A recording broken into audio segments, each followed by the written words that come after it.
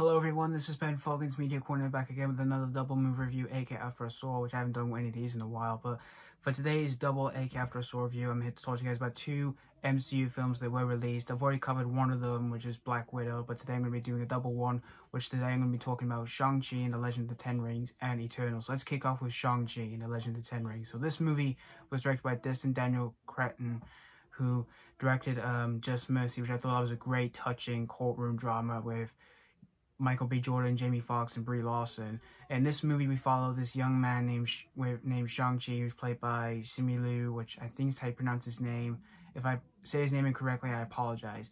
Basically, he's a young man who lives in San Francisco with his best friend, Katie, played by Awkwafina, who he pretty much lives as a normal life, but then he is caught into the spotlight where he has to basically go up against this organization known as the Ten Rings, which is led by his father, in which this movie does cut back here and forth, where we do learn about his past when he was a young child, about how he abandoned his family, like he abandoned his sister and his mother and his father. Well, he mostly escaped his father because his father runs this evil organization known as the Ten Rings. And we see Shang-Chi, like he left his mother, who unfortunately passed away, and left his sister, and then they both reunite together despite they hadn't seen each other in quite a long time. And Shang-Chi starts to discover more about himself and who he really is, that he's actually a superhero. And he has to basically protect everyone he cares for the most, like his best friend, his sister, and everyone he knew since he was a child. And they have to team up together where they have to stop his father and his organization, was the Ten Rings. So we see Shang-Chi has to basically save the day from his father. So that's pretty much the story of Shang-Chi and the Legend of the Ten Rings. Now, for Shang-Chi, I never knew much about this character, though, because most of the characters I did grow up as a kid from, like, Marvel were mostly, you know, Spider-Man, Fantastic Four, the Hulk, X-Men, all that kind of stuff, as well as starting to introduce some of the other ones. I never knew that much as a kid, but I started to you know, appreciate them and absolutely enjoying the heck out of them for, like, newer MCU projects we've had in recent years, you know, like Black Panther, or like Doctor Strange, or any of the characters that I never knew really much from Marvel that much. Most of the ones I mostly knew them as a kid, you know, the ones I've already mentioned.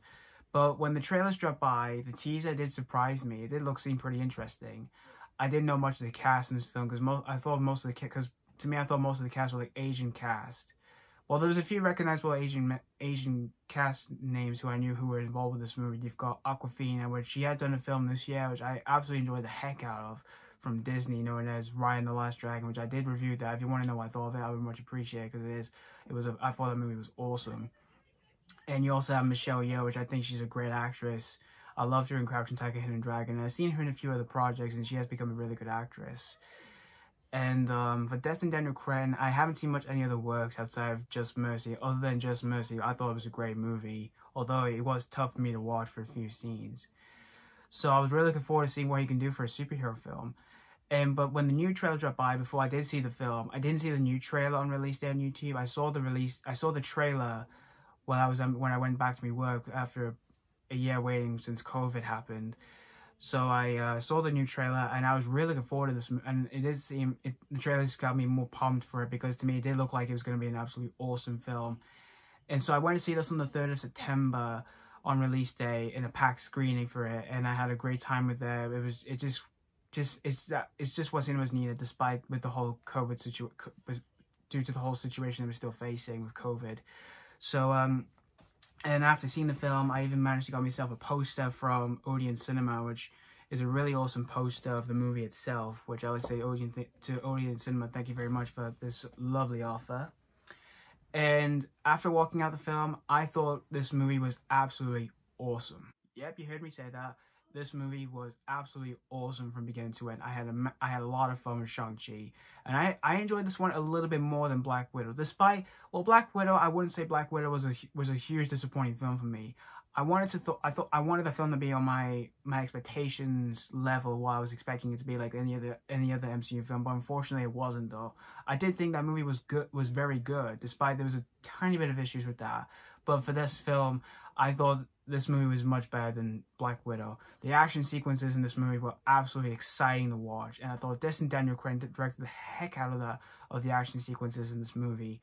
Like the scene on the bus, that scene was awesome, with some good wide shots and some great entertainment values and all that. I thought he did a phenomenal job with directing those action sequences, as well as the cage fight sequence where we do see Shang-Chi and Katie. They're trying to find Shang-Chi's sister in this movie, and we do see a bit of like cage battle fight sequences in this movie with a bit of surprises to it, which I won't say what the surprise is, in case for those who have not seen this film.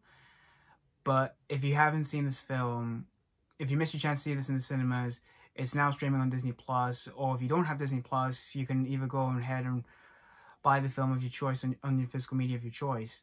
I won't say it still, but that scene was really fun to watch. And there was a scene on the scaffolding, which I thought that was a really fun scene. And the final scene when we do see Shang-Chi against his father, I thought that was a really exciting scene to watch, with some breathtaking effects and visual effects and everything, which I thought the visuals in this film were absolutely amazing to watch. And the costumes as well, but the costumes were great and everything like that. And the location shooting as well was also great too. Simu Liu, who plays Shang-Chi in this movie, I thought he was fantastic here in this movie. And I would love to see him do more of the roles outside of the MCU like this in the future, because here in this movie, when I was watching him on screen, he was awesome to watch on screen for his own stunts and action sequences he provided in this movie, which I thought he did an amazing job with that. And I would love to see him do any of that kind of stuff outside, like I said, outside of the Marvel Cinematic Universe. And I would love to see his character be introduced more into the future, outside of his own world of the movies that just mainly focuses on his character. I would just love to see that. And you got Awkwafina, who plays Katie in the movie. She was really entertaining in the movie, and she does provide a few comic relief in the film. She was pretty entertaining for the most part. And Yeoh, she was great in the movie. All the other actors as well, for the most part, were all great. Like the actor who played Shang-Chi's father, he was pretty good as the villain. And the actress who played Shang-Chi's sister, I thought she was pretty good too. Like I said, all the acting for the most part were great in the film. And just overall, Shang-Chi, I had a lot of fun with this movie. And like I said, I enjoyed this movie a lot more than Black Widow. Like I said, I wanted Black Widow to be what I was expecting it to be, but unfortunately I didn't though. It wasn't a disappointing film for me. I still had a lot of fun with it. But I just wish it could have been where I was expecting it to be. But Shang-Chi, I enjoyed this one. I enjoyed this one a lot more than Black Widow, and it's definitely one of the best Marvel films we've had of this year by far. But I've got pretty much nothing else to say other than this movie was just awesome. So I'm gonna give Shang-Chi and the Legend of the Ten Rings a 4.5 out of 5 stars. Now let's move on to Eternals. Now Eternals, this is the third MCU film to be released this year, straight after Shang-Chi. And this was directed by Chloé Zhao, director of Nomadland, which I thought that film was absolutely magnificent. And one of my favorite films of last year. I did watch that on Disney Plus this year. And if you want to know what I thought of it, I would much appreciate if you'd like to see what I thought of it. So now she's doing a big blockbuster film, but for Marvel. So in this movie, we follow a group of these superhuman beings known as the Eternals, which consist of an all-star cast of recognizable names such as Gemma, Richard Madden, Kumail Nanjiani, Angelina Jolie, Brian Tyree Henry, and Salma Hayek, amongst others.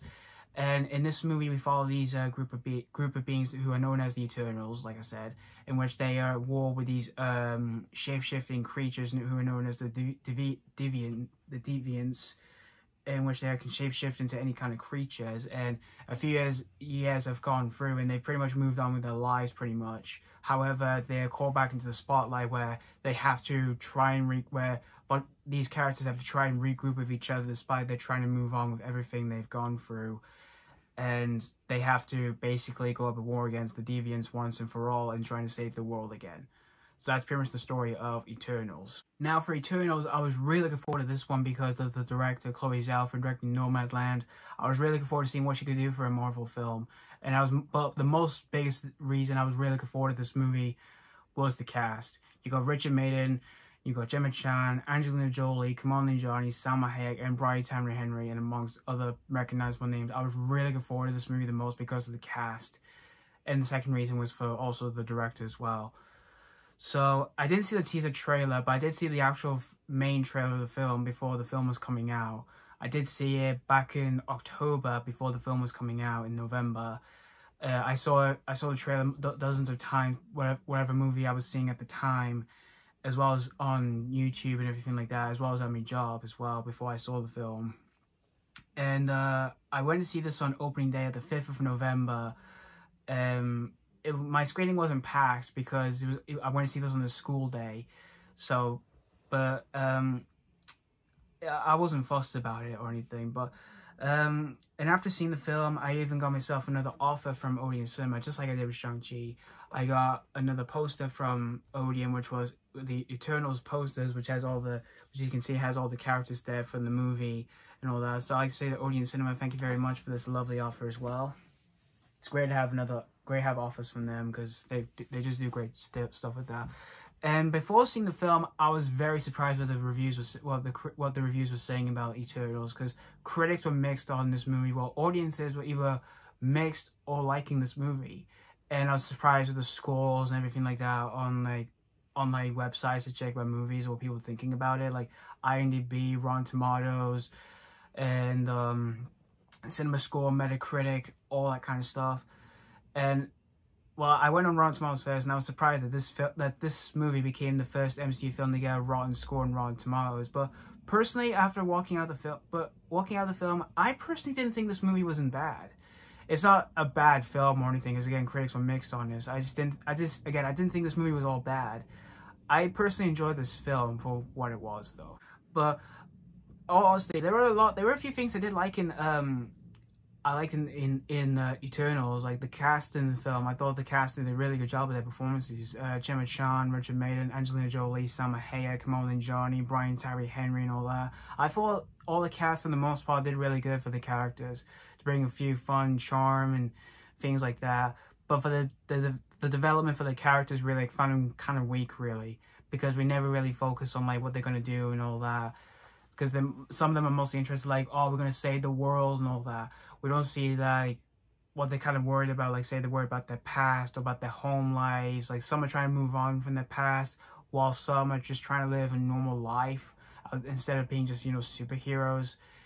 We don't get that much really, because it just mainly focuses on them, like how they're gonna try and save the world from these creatures, from these shape-shifting creatures known as the Deviants. Which the effects for the Deviants, I did think the effects were really good, and the direction as well by Chloé Zhao. It's a gorgeous looking film for the way she shot the film, as well as for a few action sequences, which the action in this film, I thought the action was really exciting and fun to watch. Like in the scene in the woods, I really enjoyed that scene. The opening scene, I was really excited. I was sort of on like the edge of my seat watching the first few minutes of the film, and I was really enjoying the heck out of the opening in the film. And we do see how the characters, like how they use their gifts to take down these creatures, because there's some of them given different gifts, and which I really enjoyed the heck out of that scene. And there are some pretty entertaining moments in the film, which I enjoyed for some of the most parts in the film. But like I just said, the biggest issue is really its weak character development. I found them pretty weak, and the story I thought was kind of weak as well. But it wasn't. I wouldn't put this like this movie has a terrible story next to any other comic film that doesn't have a really good story to anything at all, to stay true to its source material or anything. But another issue I did have, along with its weaker stuff, like I said, for its script and its story, was its run time. I kind of found it too long, because it's a 2.5 hour film, and it's the second MCU film to be the longest MCU film since Avengers Endgame, because that film's 3 hours and 2 minutes. Well, this is a 2.5 hour film. I kind of felt it wasn't that in time. I kind of felt like it was much longer than that. Like, say it was 2 hours and 40 something minutes. But still, though, there was some enjoyment I did have of it, mostly due to the cast's performances, some action sequences which I enjoyed, the gorgeous direction by Chloé Zhao, and the visual effects I thought were absolutely great. But it's just the weak story and its script and the runtime. I found it way too long, really. But again, I'm not with the critics who are saying this movie the movie is bad. It's definitely not the worst MCU film I've seen. I wouldn't give this a very low rating of a film. I will give you my rating in a few minutes, but I didn't think this movie, like I said, I didn't think this movie was all bad. I enjoyed it for what it was. But it is a very good film. But that's the best way I can put it on what I did think of Eternals, despite what critics are saying. But if you are willing to check out this film, if you missed your chance to see this in cinemas, it will be streaming on Disney Plus next month, and it will come out in physical media in February. So that's pretty much all I have to say about Eternals, other than it was just a good film. Again, not bad, just good. So I'm gonna give Eternals 3.5 out of 5 stars. Again, I'm not with the critics on this film. You can make up your own decision what you do think of Eternals, because I personally enjoyed it. Well, a few of my friends did, and a few of them did, though. But anyway, thank you guys so much for watching for my double A After a Store review on both Shang-Chi and Eternals. And let me know what you think of both of these if you've seen these already. For Shang-Chi, did you enjoy it, or were you disappointed with this? And for Eternals, did you personally enjoy it, or were you with the critics on that one? So thank you so much for watching, and stay tuned for more reviews I'm planning to do before the end of the year. I've got a lot of catch up to do, even though I was busy with work and all that. But I will try and fit some of them I have seen just to do in double review style like I did for this one. But stay tuned for more reviews, and as always, this has been Foggins Media Corner signing off.